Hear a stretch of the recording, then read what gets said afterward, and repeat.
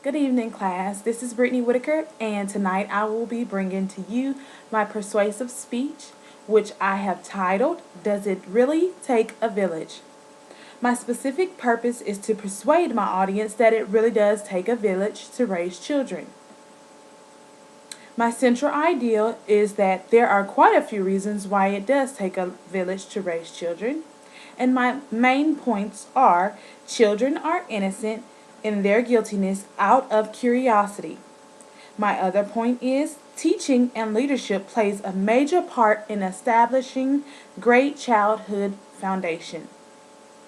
And my third main point is developing growth in strong relationships. Tonight I'm going to be talking to you about growing up. I've always heard people say it takes a village to raise a child, which is an African proverb saying that has carried its power since way before time. Children are innocent in their guiltiness out of curiosity. For example, they will touch an outlet while looking at you, just to see if you'd say no again. They are curious.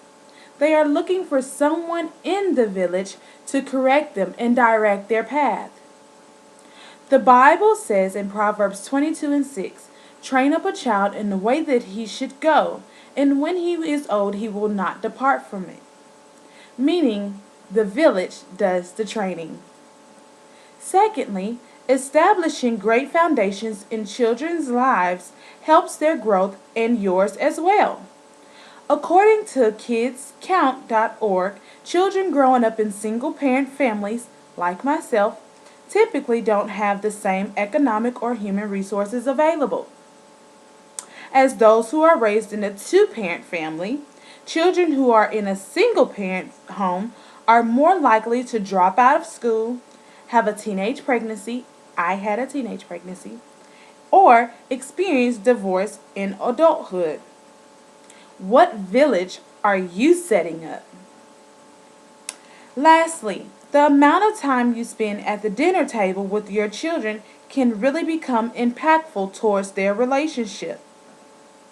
Great conversations, great questions about their day, of course, great food, and great time together should be a valuable asset.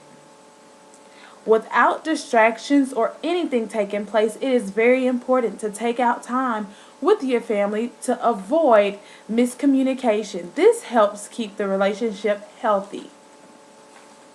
Joseph Califano Jr., a chairman and president of